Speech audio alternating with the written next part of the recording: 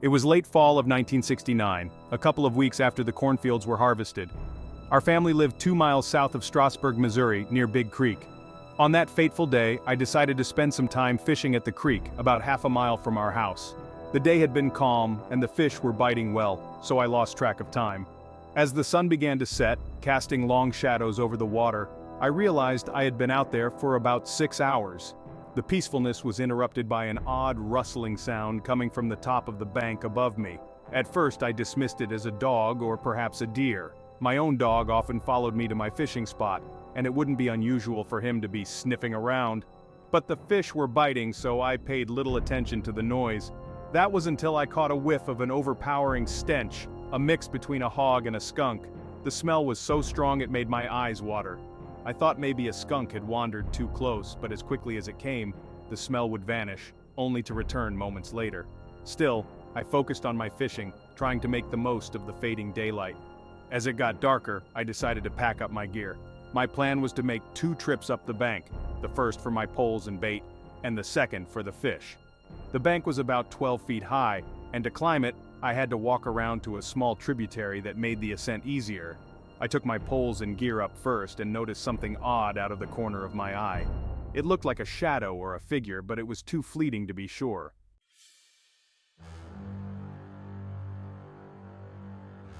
Returning to the creek to fetch the fish, I rounded the bend and froze in my tracks. Standing there, rummaging through my stringers of fish, was something that resembled a giant gorilla. I rubbed my eyes, thinking the dim light was playing tricks on me. But no, it was real. The creature turned to face me, and our eyes locked. It was covered in dark hair except for the bare patches on its buttocks, and it stood on 2 legs just like a human. Panic surged through me as it picked up one of my stringers in its long, muscular arms. Before I could react, the creature leaped across the creek in a single bound, an impressive 12 feet, and vanished into the trees on the other side. My heart pounded in my chest as I stood there rooted to the spot, trying to process what I had just witnessed. It took a moment for my legs to respond, but when they did, I sprinted up the bank, grabbed my pole, and dashed home through the open cornfield, glancing over my shoulder the entire way.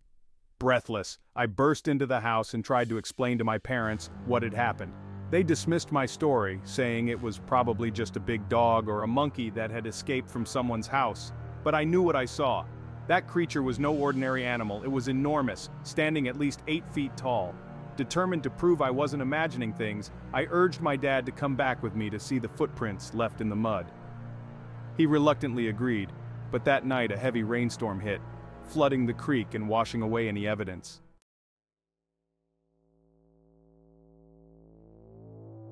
About a decade later, another encounter would remind me of that terrifying day by Big Creek. My son and I were deer hunting near the Lake of the Ozarks on a friend's land. The area was secluded, with a 3/4-mile drive just to get to the hunting grounds.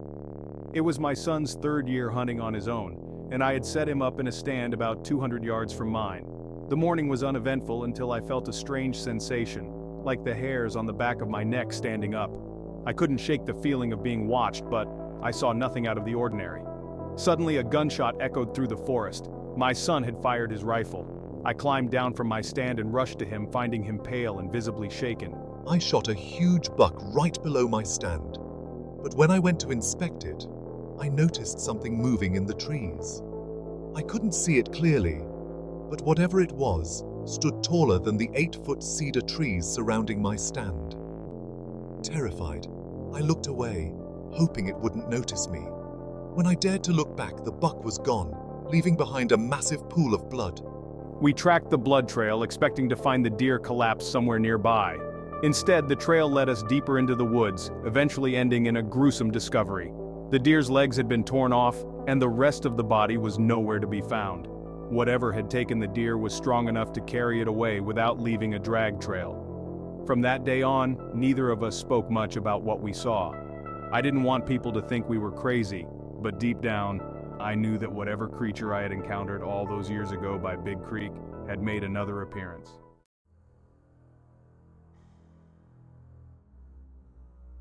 As the years rolled on, the unsettling encounters became stories shared only between my son and me, a bond forged in fear and the unknown. We agreed to keep it to ourselves, not wanting to invite ridicule or disbelief.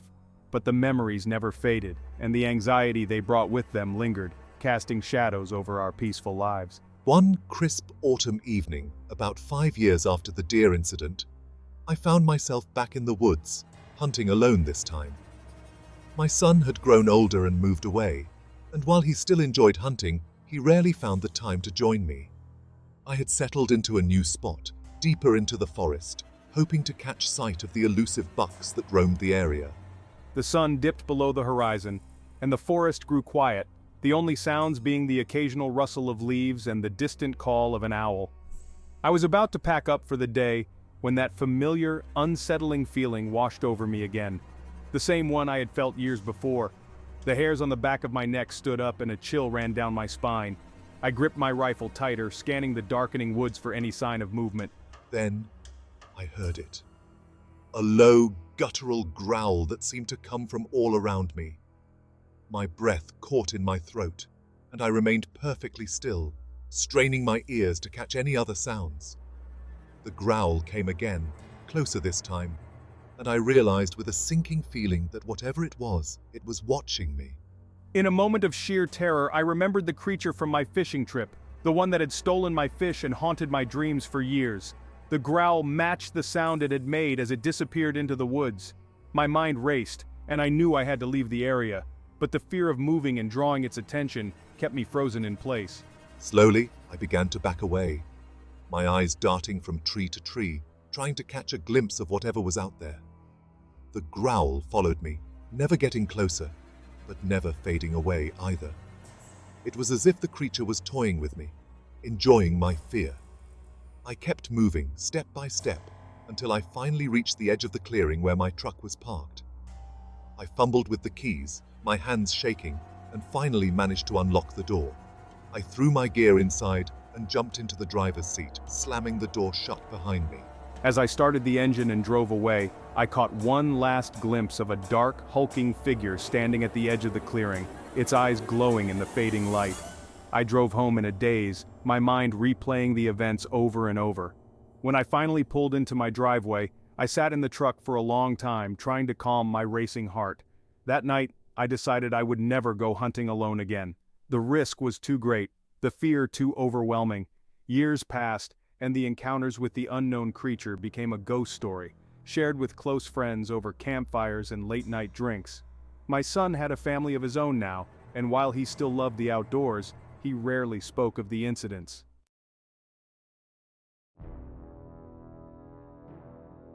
One winter, as I was preparing for another hunting season, I received a call from an old friend Jim, who owned a large tract of land near Big Creek.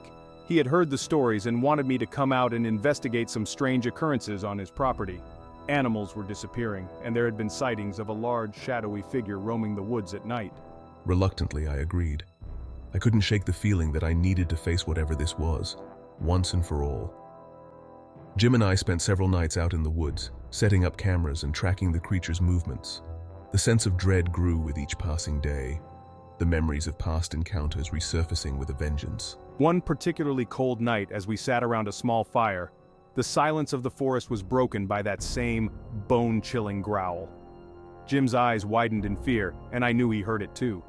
We grabbed our rifles and stood back to back, scanning the darkness for any sign of movement. The growl grew louder, closer, and suddenly, the creature emerged from the shadows, its massive form illuminated by the firelight. It was even larger than I remembered, its eyes glowing with a malevolent intelligence. Jim and I opened fire, the shots echoing through the trees, but the creature barely flinched. It let out a roar of rage and charged at us, moving with terrifying speed. In the chaos, I tripped and fell, the creature looming over me. I fired my rifle again, hitting it in the chest, but it only seemed to enrage it further. Just as it reached out with one massive arm, Jim threw a burning log at it, causing it to recoil and retreat into the darkness. We didn't wait to see if it would come back. We grabbed our gear and ran to the truck, not stopping until we were miles away from the property. That night, I knew we had encountered something beyond our understanding, something that defied explanation. From that day on, I vowed never to return to those woods.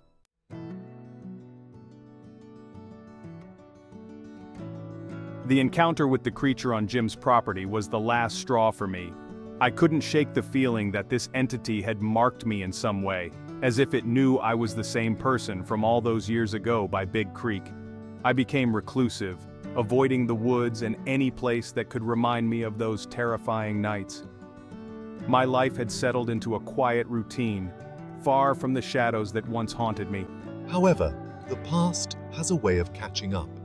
About 5 years after the incident with Jim, my son, now a grown man with children of his own, called me out of the blue. He sounded disturbed, his voice trembling with an anxiety that I hadn't heard since our hunting trip years ago. "Dad," he said, "something happened. You need to come over." When I arrived at his house, I found him pacing the living room, his face pale and drawn. He handed me a photograph. It was taken by a trail camera he had set up in the woods behind his house. The image was grainy, but the figure captured in the frame was unmistakable, a hulking, shadowy figure with glowing eyes. "I think it's back, Dad," he said quietly. A cold dread settled over me.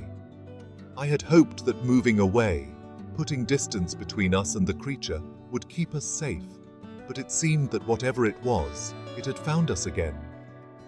We spent the next few days on high alert, setting up more cameras and keeping watch at night. One evening, as the sun dipped below the horizon and shadows crept across the yard, my granddaughter Lily came running into the house, tears streaming down her face. She had been playing in the backyard when she saw something moving in the trees. Her description sent chills down my spine. She spoke of a large, hairy figure watching her from the edge of the woods. That night, we decided to take shifts, keeping an eye on the property. I took the first watch, sitting by the window with my rifle close at hand. The hours dragged by, the silence oppressive. Around midnight, I heard it, the unmistakable growl, deep and resonant, echoing through the trees. My heart pounded as I strained to see through the darkness. A rustle in the bushes caught my attention, and I saw the outline of the creature moving closer.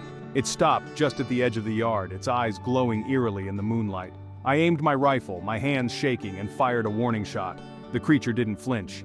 Instead, it let out a roar that shook the windows and disappeared back into the woods. The next morning, we found deep, clawed footprints in the yard, leading away from the house. The sight of those prints brought back memories of the night by Big Creek, and I knew we couldn't stay here any longer. The creature was relentless, and I feared for my family's safety. We decided to move again, this time to a more populated area, hoping that the presence of more people would deter the creature. The move was difficult, uprooting our lives once more, but we didn't have a choice. The safety of my family was paramount. For a few years, things were quiet. We settled into our new home, a suburban neighborhood far from the secluded woods of our past. I started to believe that maybe, just maybe, we had finally escaped the creature's grasp. But the peace was shattered one fateful night. I was awoken by a loud banging on the back door. I grabbed my rifle and cautiously made my way downstairs. The banging grew louder, more insistent. When I reached the door, I peered through the window and froze. The creature was back, its massive form barely visible in the dim light. It was pounding on the door, each hit causing the wood to splinter. My mind raced with fear and determination. I couldn't let it get to my family. I fired a shot through the door, the noise deafening in the stillness of the night. The creature let out a furious roar and disappeared into the darkness. I didn't sleep for the rest of the night, keeping watch until the first light of dawn. When morning came, I found deep gouges in the door and the ground outside, evidence of the creature's attempt to break in. I knew then that it would never stop. This thing, whatever it was, had chosen us. It was relentless, a shadow that loomed over our lives. We couldn't keep running. I decided it was time to confront the creature once and for all. With my son by my side, we made a plan. We set up traps and cameras around the perimeter of the house, determined to catch it and end this nightmare. The nights were tense, each sound making our hearts race. We took turns keeping watch, our rifles always within reach.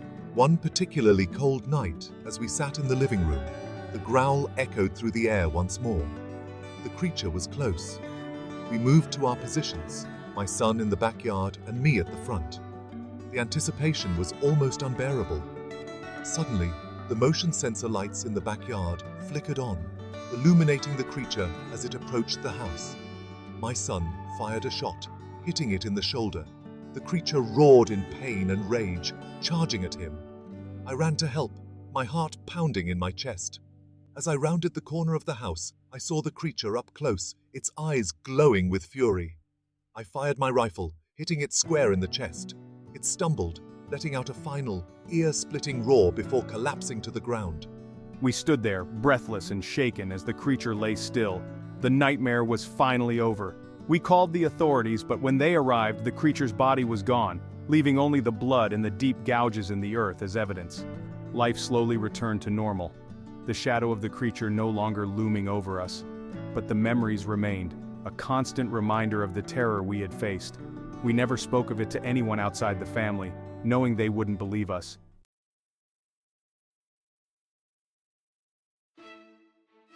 As the years passed, the story of our encounters with the creature became a deeply ingrained part of our family's lore.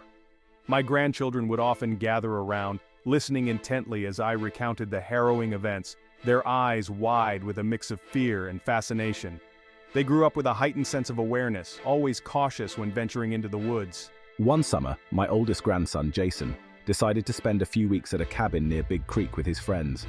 Despite my warnings, the allure of adventure and the tales of my past only fueled his curiosity.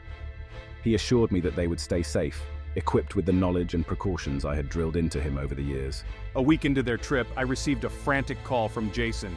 His voice was shaky, filled with a fear I recognized all too well. "Grandpa," he stammered, "it's here! The creature! It's back!" My heart sank. I had hoped that the nightmare was over, that the creature was gone for good. But it seemed that it had returned, drawn to our family once again. I wasted no time. I packed my gear and drove out to the cabin, a sense of dread settling over me. When I arrived, Jason and his friends were visibly shaken. They recounted the events of the past few nights, strange noises, the same gut-wrenching growl, and glimpses of a large shadowy figure moving through the trees. It was clear that the creature had been watching them, waiting for the right moment to strike. We set up a perimeter around the cabin, using every tactic I had learned over the years. The nights were tense, the air thick with anticipation. On the third night, the creature made its move. It started with the familiar growl, growing louder and more menacing with each passing minute. We huddled together, our rifles at the ready, eyes scanning the darkness. Suddenly the motion sensors were triggered, and the lights illuminated the creature as it approached the cabin. It was even more terrifying than I remembered, its eyes glowing with a sinister intelligence. It moved with a purposeful gait, its massive form towering over us. We opened fire, the shots echoing through the night. The creature roared in pain, but it didn't retreat. Instead, it charged at us, its speed and agility defying its size. Jason fired a shot, hitting it in the leg, causing it to stumble. Seizing the opportunity, I aimed for its chest and fired, the bullet striking true. The creature let out a final, anguished roar before collapsing to the ground. We approached cautiously, our rifles trained on its still form. It was over. The nightmare that had haunted our family for generations was finally laid to rest. We called the authorities, but by the time they arrived, the creature's body had vanished, leaving only the deep gouges in the earth and the bloodstains as evidence. Despite the lack of a physical body, the impact of the encounter was undeniable. We knew that this time, the creature was truly gone. Life slowly returned to normal, but the scars of our encounters remained. Jason and his friends never spoke of the creature outside our family, knowing that no one would believe them. The legacy of fear and survival became a part of our family history, a story passed down from generation to generation. Years later, as I sat on the porch of my home watching the sunset, I reflected on the events that had shaped our lives. The creature was gone, but the lessons it taught us about vigilance, courage, and the unknown remained. My grandchildren had grown up, their lives free from the terror that once haunted us. But they never forgot the stories, and neither did I. One evening, as the family gathered for a reunion, Jason approached me with his own son in tow. "Grandpa," he said, "tell him the story. He needs to know." And so I began once again, recounting the tale of the creature that had stalked our family for generations. The young boy listened intently, his eyes wide with the same mix of fear and fascination that I had seen in Jason's eyes so many years ago. The legacy of the creature lived on, a cautionary tale for the next generation. As I finished the story, I looked into my great-grandson's eyes and saw a spark of determination. I knew that he, like Jason and myself, would carry the lessons of our past into the future. The creature may have been vanquished, but the strength and resilience it had instilled in our family would endure forever. The encounter with the unknown had changed us, but it had also brought us closer, forging bonds that would last through the ages. And as I sat there, surrounded by my family, I felt a sense of peace. The fear had given way to understanding, and the darkness had been replaced by the light of our shared history. The nightmare was over, but the story would live on, a testament to the strength of our family and the enduring mystery of the creature that once stalked us. And in that story, we found a new kind of strength, one that would guide us through whatever challenges the future might hold. Don't miss out. Please like and subscribe for more true Bigfoot stories.